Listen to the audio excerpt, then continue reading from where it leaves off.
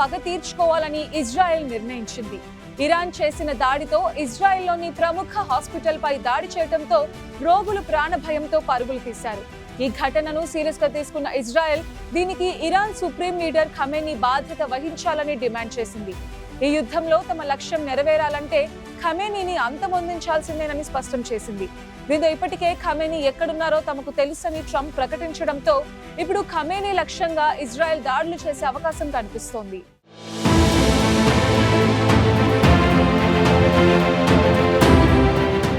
Israel Iran మధ్య యుద్ధం తారాస్థాయికి చేరుకుంటున్న నేపథ్యంలో Iran supreme leader Ayatollah Ali Khamenei Israel సంచలన వ్యాఖ్యలు చేసింది.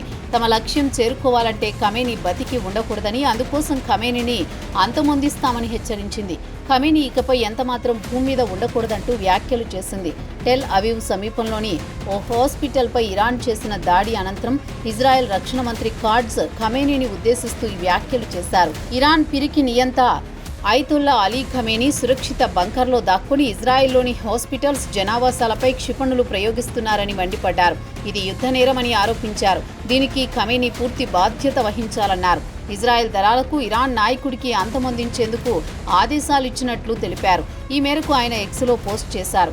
ఇజ్రాయెల్కు పొంచి ఉన్న ముప్పును తొలగించేందుకు, ఖమేనీ పాలనను అంతమొందించేందుకు టెహ్రాన్లోని ప్రభుత్వ వ్యూహాత్మక లక్ష్యాలపై దాడులు పెంచాలని తాను ప్రధాని నెతన్యాహు, ఐడిఎఫ్కు ఆదేశాలు జారీ చేసినట్టు వెల్లడించారు. అయితే ఇజ్రాయెల్ హాస్పిటల్పై దాడి చేశామన్న వ్యాఖ్యలను ఇరాన్ ఖండించింది. తాము హాస్పిటల్ను లక్ష్యంగా చేసుకుని దాడి చేయలేదని తెలిపింది. సమీపంలోని ఇజ్రాయెల్ సైనిక గూఢచర స్థావరాలే లక్ష్యంగా దాడులు చేశామని పేర్కొంది. ఆసుపత్రిపై కేవలం పేలుడు ప్రభావం మాత్రమే పడిందని ఇరాన్ ప్రభుత్వం వెల్లడించింది.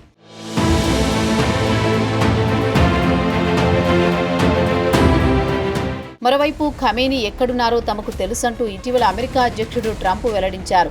ఖమేనీ ఎక్కడ దాక్కున్నారనే పక్కా సమాచారం తమకుందని, ఆయన్ను లక్ష్యంగా చేసుకోవడం చాలా తేలిక అయినప్పటికీ ప్రస్తుతానికి ఖమేనీని చంపే ఉద్దేశం తమకు లేదని పేర్కొన్నారు. బేషరతుగా లొంగిపోవాలని సుప్రీం లీడర్ను హెచ్చరించారు. అయితే అమెరికా అధ్యక్షుడు డొనాల్డ్ ట్రంప్ ఇచ్చిన పిలుపుకు ఇరాన్ తిరస్కరించింది. ఈ వివాదంలో అమెరికా సైన్యం జోక్యం చేసుకుంది. తీవ్ర పరిణామాలుంటాయని వార్నింగ్ ఇచ్చింది.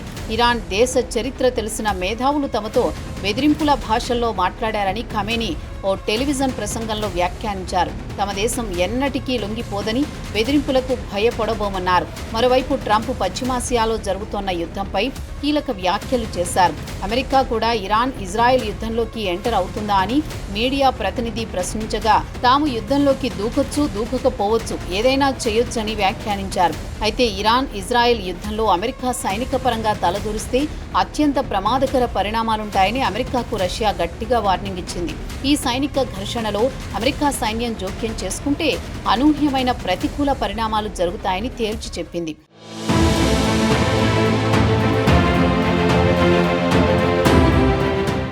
ఇరాన్లోని బుఖరెస్ట్లోని ఉన్న అణు విద్యుత్ ప్లాంట్లో రష్యా నిపుణులు పనిచేస్తున్నారని, దానిపై దాడి చేయొద్దని ఇజ్రాయెల్ను ఇప్పటికే కోరామని రష్యా విదేశాంగ శాఖ అధికార ప్రతినిధి మారియా జెఖరోవా చెప్పారు.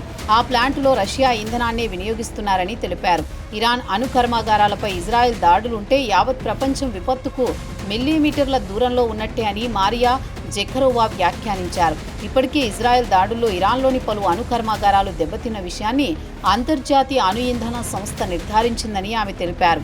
ఇరాన్లో అణు కర్మాగారాలు దెబ్బతింటుంటే అంతర్జాతీయ సమాజం ఏమైపోయింది? పర్యావరణవేత్తలంతా ఏమైపోయారు? ఇరాన్లో రాజుకునే యురేనియం రేడియేషన్ తమ దాకా చేరదని వాళ్ళు అనుకుంటున్నారేమో. అలాగైతే వాళ్ళంతా ఫుకుషిమాలో ఏం జరిగిందో చదివి తెలుసుకోవాలని మారియా జెఖరోవా హెచ్చరించారు. మరోవైపు ఇరాన్, ఇజ్రాయెల్ యుద్ధంలోకి ప్రవేశించాలని ఊహలో కూడా అనుకోవద్దని అమెరికాకు రష్యా విదేశాంగ మంత్రి సెర్గీ రియాబ్కోవ్ వార్నింగ్ ఇచ్చారు. ఇలాంటి ఆప్షన్ల గురించి ఆలోచించడమే మానేయాలని ట్రంప్కు సూచించారు. ఒకవేళ ఈ యుద్ధంలోకి అమెరికా ప్రవేశిస్తే యావత్ పశ్చిమాసియా పూర్తి స్థాయిలో యుద్ధరంగంగా మారుతుందని హెచ్చరించారు.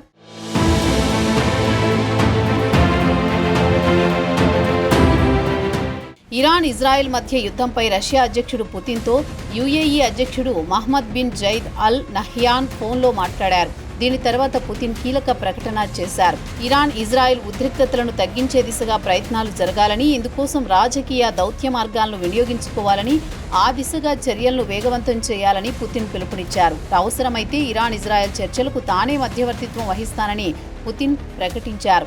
ఈ విషయాన్ని ఇజ్రాయెల్ ప్రధాని నెతన్యాహు, ఇరాన్ అధ్యక్షుడు మసూద్ పెజెష్కియాన్లకు తెలియజేశారు.